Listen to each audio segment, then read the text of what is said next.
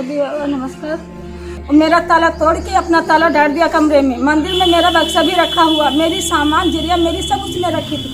ये हमारा कमरा 50 साल से बना है, हम यहाँ पर रहते हैं। अब हमको भगाते हैं और मारने की धमकी देते हैं। अब हम कहाँ जाएं? हमारे कमरे में ताला पड़ा है, हम लोग परेशान हैं, धूप में बैठे रहते हैं, क्या करें। माननीय मुख्यमंत्री जी महाराज हमारे आगे पीछे सबको कलो समझो गंदगी फैलाए, हाल में हमारे सब सामान डाले हुए जिससे हमको रहने में बड़ी परेशानी होती, इसलिए हमारे पर कृपा कीजिए। मुख्यमंत्री योगी आदित्यनाथ जी, आप भी संत हैं, ये भी संत हैं। उम्मीद करते हैं कि आप स्वस्थ होंगे।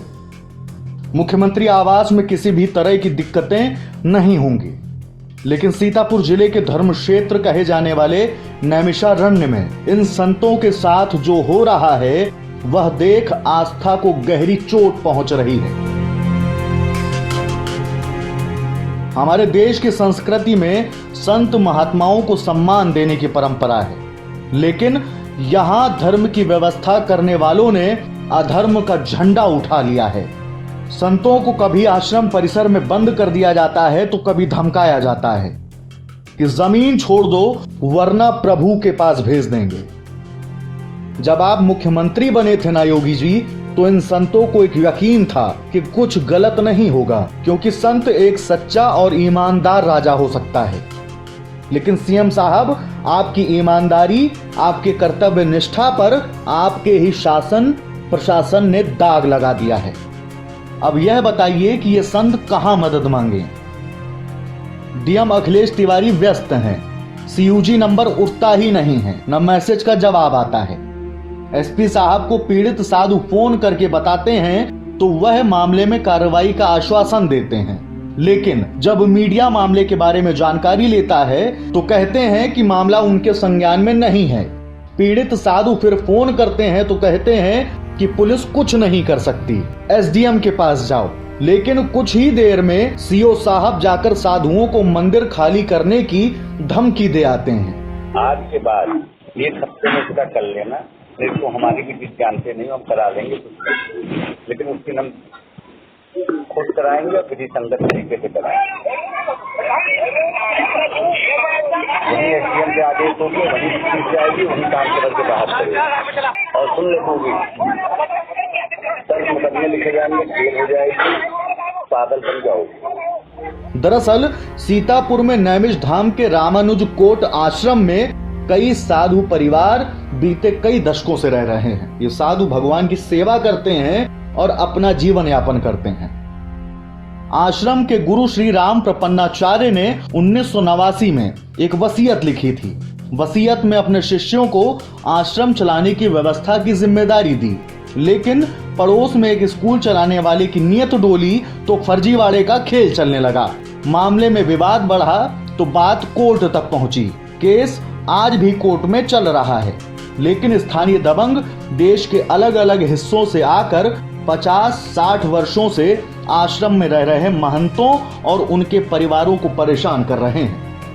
हम रामानुज कोट मंदिर में रहते हैं, अपना कमरा बना करके लगभग 50 साल से रह रहे हैं।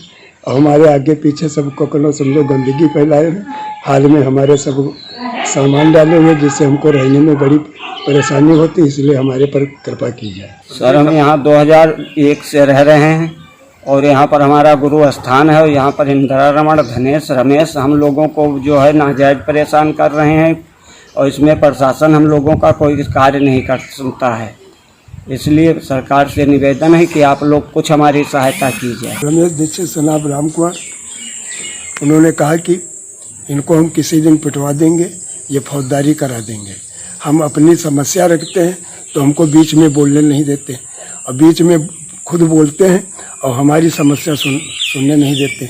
हमारा सहयोग किया जाए ताकि आगे कोई अपनी चाल न चल सके।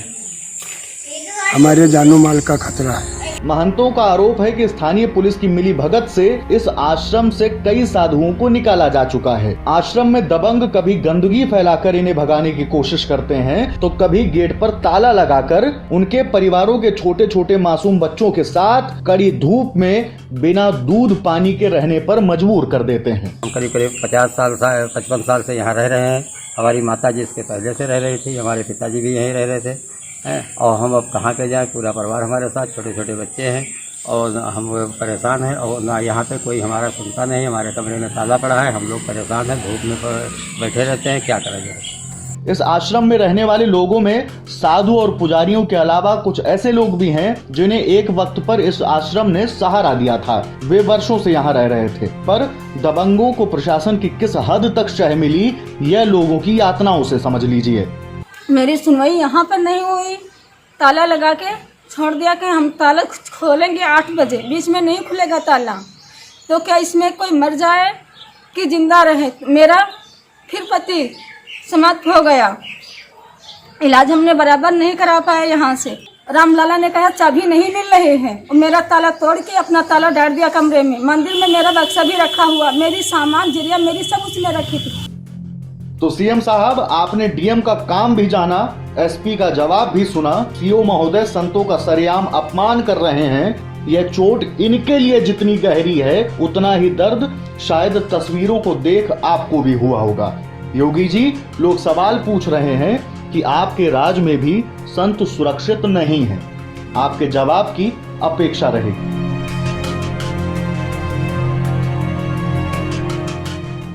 अब हमारी सुन लो कि हमारा कमरा 50 साल से बना है, हम यहाँ पर रहते हैं। अब हमको भगाते हैं और मारने की धमकी देते हैं। अब हम कहाँ जाएं। इंदिरा रमण और धनेश ने बहुत हमारे ऊपर कष्ट दे रहे हैं।